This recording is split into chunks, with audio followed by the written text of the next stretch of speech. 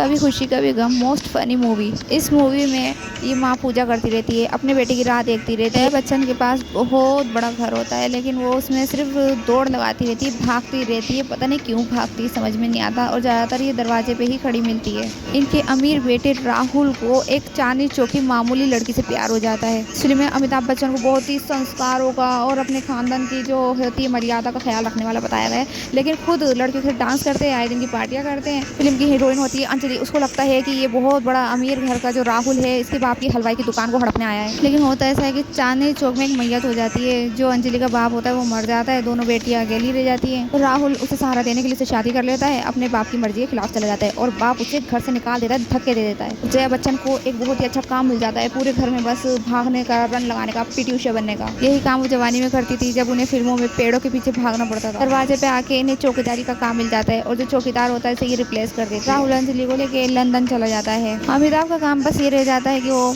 मर्यादा, परंपरा, संस्कृति, बस इनका ही भाषण देते रहते हैं। और उनका दूसरा बेटा, उसकी एंट्री होती है, जो बचपन में बहुत ही मोटा होता है, लेकिन आके बाद में बहुत दुबला पतला हो जाता है। और वो घर की औरतों के बीच में बैठता है, बातें सुनता है और कहता है कि बस आप लोगों का इंतजार खत्म हो गया, अब भैया को मैं लेकर आऊँगा। तो वो अपने बड़े भाई राहुल को लेने 7 साल बाद लंदन जाता है। तो 7 साल में वो इतना बदल जाता है कि उसका भाई राहुल उसे पहचान ही नहीं पाता कि ये मोटा गेंडा कद्दू जैसा इतना फिट फाइन कैसे हो गया। वो लंदन में डिग्री लेने का बहाना करके आता है, लेकिन असल में वो एकता कपूर के शो का फैन रहता है। तो बस वो सोचता है कि आज मैं तुलसी या पार्वती बन जाऊँ। पहले तो ये सुबह सुबह उठ के प्रार्थना पूजा करता है और अपनी प्रार्थनाओं से अपने भैया का दिल जीतता है। पागल अंजलि तो पहले से ही फुली इम्प्रेस रहती है, क्योंकि वो भारत से आया है और इसकी बहन जिसके पास कपड़े ही नहीं होते और बैकलेस तो हमेशा रहती है, वो ही इसे लेकर आती है और ये उसके साथ मिलके दोनों डेली सोप वाला खेल खेलते हैं। और डेली सोप की तरह यहाँ चाटे भी पड़ते हैं। डेली सोप की तरह यहाँ माँ बेटे का मिलाप भी होता है। डेली सोप की तरह ही रोना धोना भी होता है। लेकिन अमिताभ के अंदर इतनी अक्कड़ होती है ना, वो किसी तौर पे भी उसे अपनाता नहीं है। पता नहीं क्यों नहीं अपनाता, सोता है इसलिए या फिर उसने उसकी बात का मान नहीं रखा इसलिए। इतने बड़े घर में फैमिली मेंबर ना हो, हंसने बोलने के लिए कोई हो नहीं, तो फिर बेकार इतना बड़ा घर। पहले घर में गिने चुने मेंबर थे, उसमें से